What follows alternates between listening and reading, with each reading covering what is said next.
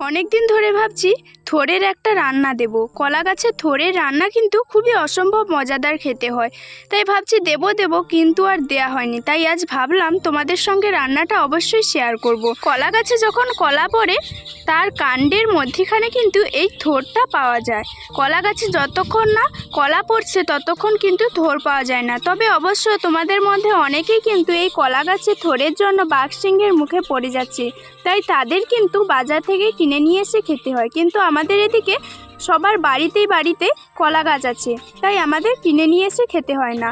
আজ কিন্তু তোমাদের আমি একটা দুর্দান্ত স্বাদের এই থোড়ের রান্না দেখাবো। তো চলো বন্ধুরা, ভিডিওটা শুরু করি।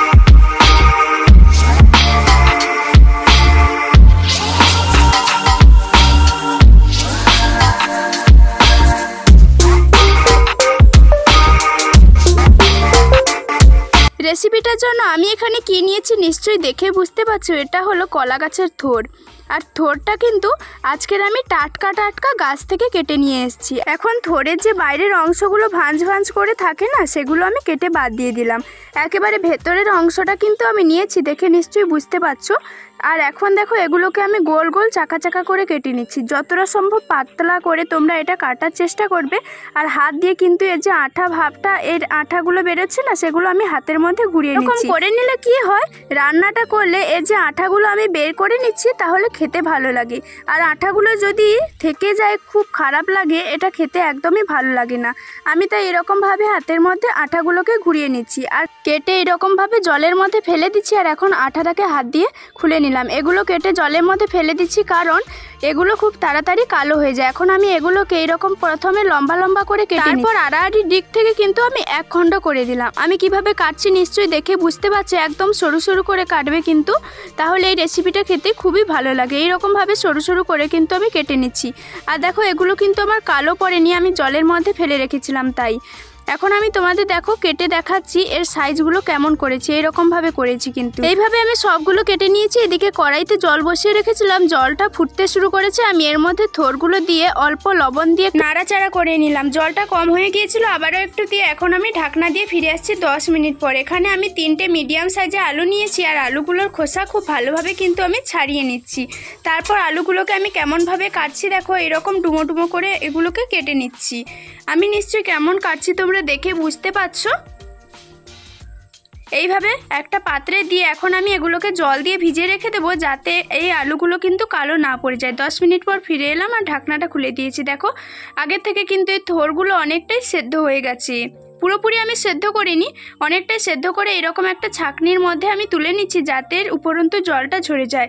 এদিকে কড়াই বসিয়ে কড়াইতে দিয়ে দিচ্ছি পরিমাণ মতো সর্ষের তেল, আর দিয়ে দিচ্ছি কিছুটা পরিমাণ চিনেবাদামটাকে কিন্তু এই তেলের মধ্যে খুব ভালোভাবে আমি ভেজে নেব। খুব ভালোভাবে এগুলোকে ভেজে নেব। এখন আমার এগুলো ভাজা হয়ে গেছে, আমি এখন এগুলোকে কিন্তু তুলে নেব। আবারও কড়াইতে তেল দিয়ে একটা শুকনো লঙ্কা দিয়ে লঙ্কাটাকে কিন্তু খুব ভালোভাবে একটু ভেজে নিতে হবে। এখন হাফ চামচ গোটা জিরে দিয়ে দিলাম। দিয়ে দিচ্ছি ফোড়নের জন্য তেজপাতা, এলাচ, লবঙ্গ, দারচিনি। এখন দিয়ে দিচ্ছি এখানে ওই যে ডুমো করে কেটে রাখা আলুগুলোকে দিয়ে কিন্তু আমি এই তেলের মধ্যে খুব ভালোভাবে একটু লাল করে ভেজে নেব। তার জন্য আমি দিয়ে দিচ্ছি লবণটা দিলাম, কারণ একটু হালকা এই তেলের মধ্যে ভেজে নিলে সেদ্ধ হয়ে যাবে। এদিকে মশলা করে নেব। হাফ চামচ হলুদ, হাফ চামচ জিরে গুঁড়ো, হাফ চামচ ধনে গুঁড়ো আমি দিয়ে দিলাম।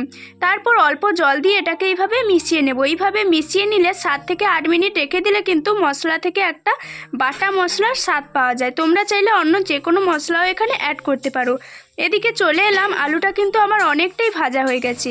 এখন আমি নিয়েছি কিছুটা পরিমাণ নারকেল কোড়া। তোমরা চাইলে নারকেলটা কিন্তু কুচিয়েও দিতে পারো, সেটাও কিন্তু খেতে খুব ভালো লাগে। এখন আমি আলু আর নারকেলটাকে কিন্তু খুব ভালোভাবে একটু ভেজে নেব, যতক্ষণ না নারকেলের মধ্যে একটা সোনালি কালার চলে আসছে। এখন দেখো আমি সুন্দর করে এই সব কিছুকে ভেজে নিয়েছি, আর বাটিতে যে মশলাটা মেখে রেখেছিলাম সেটা এর মধ্যে দিয়ে দিলাম। এখন দিয়ে দিচ্ছি 1 চামচ পরিমাণ আদা বাটা। তোমরা চাইলে লঙ্কা বাটাও এখানে দিতে পারো। আদা বাটা দিয়ে এখন আমি এদিকে যে থোড়টা সেদ্ধ করে রেখেছিলাম সেটা এইভাবে হাত দিয়ে একটু মেখে নিচ্ছি। পুরোপুরি মাখিনি, একটু আধ ভাঙা করে নিচ্ছি আমি। এই রকম করে করলে কি হয়, রেসিপিটা খেতে খুব ভালো লাগে। তোমরা চাইলে এটা করতে পারো, এই কাজটা আবার নাও করতে পারো। এদিকে দেখো আমি এই সবগুলো মশলাকে খুব ভালোভাবে তেলের মধ্যে কষে নিয়েছি। এখন আমি থোড়টাকে যে হাতের মধ্যে মেখে রেখেছিলাম এখন এর মধ্যে দিয়ে দিলাম, দিয়ে অনবরত কিন্তু নাড়াচাড়া করতে থাকবো। এই সময় কিন্তু আঁচটা আমি মিডিয়ামে করে রেখেছি, হাই হিটে কিন্তু করবে না বন্ধুরা। আমি মিডিয়ামে আঁচটা করে এখন আমি এটাকে ঢাকনা দিয়ে রেখে দেবো। ঢাকনা দিয়ে ফিরে আসছি 2 থেকে 3 মিনিট পর, আর এই ছিদ্রটাকে একটা কাগজ দিয়ে বন্ধ করে দিয়েছি। এদিকে আমি নিয়েছি 2 চামচ পরিমাণ উষ্ণ গরম দুধ আর নিয়েছি 1 চামচ পরিমাণ গমের আটা। তোমরা চাইলে চালের আটাও এখানে নিতে পারো। এটা আমি খুব ভালোভাবে মিশিয়ে নিচ্ছি। এটা কিন্তু খুবই সামান্য জিনিস, তবে এই সামান্য একটা জিনিস থোড়ের মধ্যে দিলে খুব সুন্দর সূক্ষ্ম আঠালো কচকচে কিন্তু ঝুরঝুরে নয়, এমনই একটা সুন্দর ভাব আসবে, যেটা বলে না দিলে কেউ ধরতে পারবে না। তোমরা অবশ্যই একবার দিয়ে কিন্তু ট্রাই করতে পারো। এখন আমি 2 থেকে 3 মিনিট পর ফিরে এলাম। ঝালের জন্য 2টো কাঁচা লঙ্কা এখানে দিয়ে দিলাম, তোমরা চাইলে বেশি বা কম করে নিতে পারো। এখন আবারও কিন্তু আমি ঢাকনা দিয়ে রেখেছিলাম, আবারও 2 থেকে 3 মিনিট পর ঢাকনাটা খুলে এখন এর মধ্যে আমি দুধের সঙ্গে যে গমের আটাটা মিশিয়ে রেখেছিলাম সেটা দিয়ে দিলাম। তোমরা কিন্তু অবশ্যই এটা একবার ট্রাই করবে, দেখবে কেউ বলে না দিলে কিন্তু এটা কেউই ধরতে পারবে না। তাহলে এটা কিন্তু একটা গোপন টিপস, সিক্রেট টিপস, এটা কিন্তু সবাই বলতে চায় না, আমি তোমাদের বললাম। এখন খুব ভালোভাবে নাড়াচাড়া করে আবারও আমি একটু ঢাকনা দিয়ে দিলাম। ঢাকনা দিয়ে ফিরে আসছি 2 থেকে 3 মিনিট পর। ঢাকনা খুলে এখন আমি দিয়ে দিচ্ছি স্বাদের ব্যালেন্সটা ঠিক রাখার জন্য কিছুটা পরিমাণ চিনি। তোমরা অবশ্যই কিন্তু এখানে চিনিটা দেবে, বেশি কম করে নিতে পারো। এখন আমি দিয়ে দিচ্ছি ভেজে রাখা চিনেবাদামগুলো এর মধ্যে দিয়ে আবারও কিন্তু খুব ভালোভাবে আমি একটু নাড়াচাড়া করে নিচ্ছি। এখন স্বাদের একটা আলাদা ব্যালেন্স আনার জন্য আমি দিয়ে দিচ্ছি 1/2 চামচ পরিমাণ ঘি। ঘিটা অবশ্যই দেওয়ার চেষ্টা করবে। সত্যি বলছি বন্ধুরা, এই রান্নাটা কিন্তু অসম্ভব মজাদার হয়। গরম ভাতেই মাত্র একটি পদ দিয়ে কিন্তু খাওয়াটা পুরোপুরি জমে যাবে। এখন আমার রেসিপিটা পুরোপুরি তৈরি হয়ে গেছে। এখন কিন্তু আমি গরম গরম ভাতের সঙ্গে খেতে বসবো। বন্ধুরা, তোমরা যদি আমার এই ভিডিওটা ফেসবুক পেজ থেকে দেখো, অবশ্যই আমার পুতুল ফ্যামিলির পেজটাকে ফলো করে লাইক কমেন্ট করে আমার পাশে থাকবে। আর ইউটিউব থেকে দেখলে যদি কোনো নতুন বন্ধু হয়ে থাকো, অবশ্যই সাবস্ক্রাইব করবে আর কমেন্টে লিখে জানাবে কোথা থেকে আমার ভিডিওটা দেখছো।